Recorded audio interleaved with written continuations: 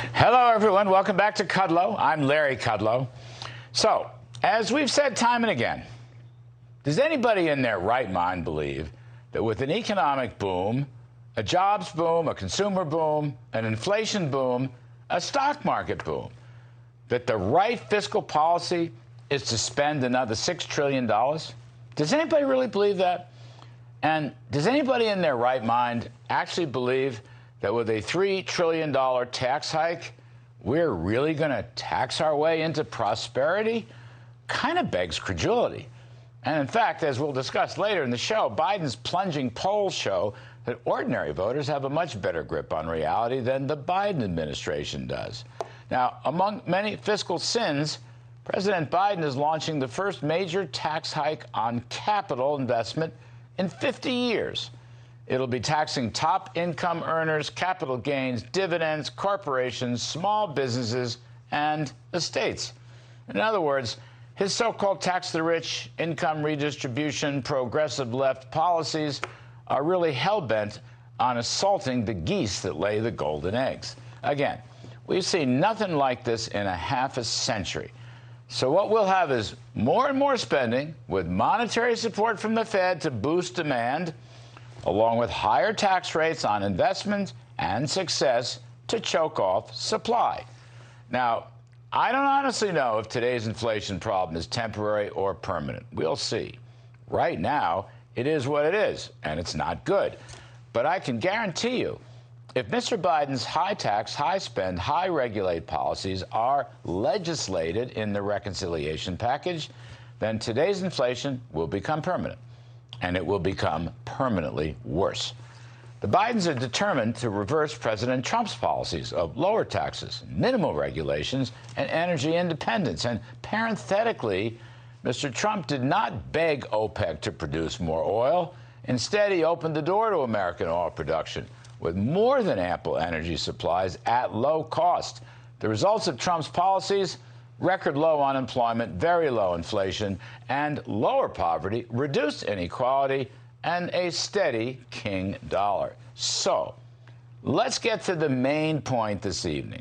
Tomorrow is the 40th anniversary of Ronald Reagan's revolutionary tax cuts, the 40th anniversary. We're going to celebrate that this evening. Reagan dropped the income tax rate from 70 to 28%. He also was a minimal regulator, including the decontrol of oil prices, which led to a huge drop in oil. Gold collapsed, silver collapsed, inflation collapsed.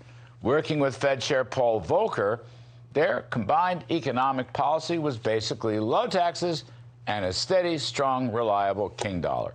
Tax cuts rejuvenated the economy. The dollar vanquished inflation. The theoretical roots of this new paradigm can be traced back to what became known as the Laffer-Mundell hypothesis.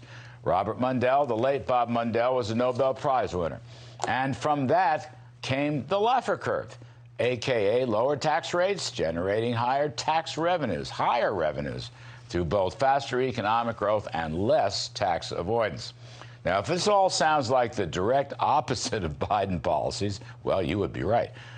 Now, according to Art Laffer and Steve Moore, the economy grew at a 7.3% annual rate from 1981 to 1989. Tax revenues nearly doubled.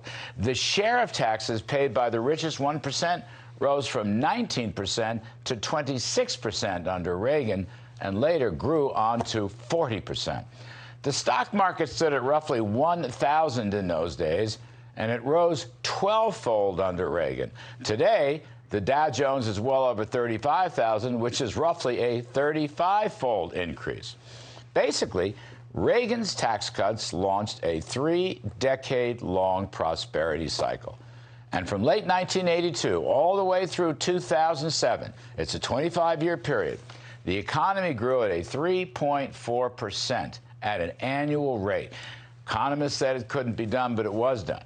And it wasn't until the financial collapse of 2008 and 2009 that that cycle was broken.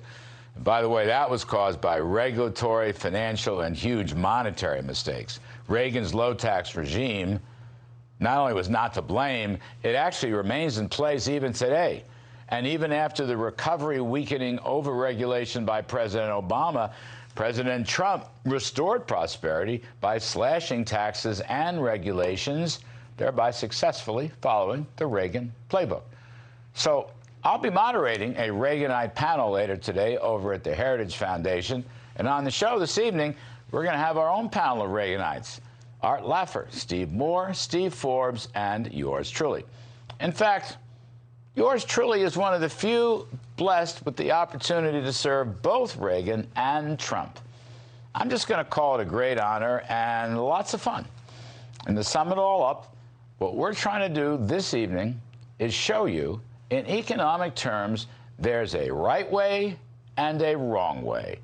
And history, with real-world facts, is our guide. There's a way to make America prosperous and a way not to make it prosperous. There's a way to make America the world leader or not the leader. Truthfully, I prefer American leadership using American ideals.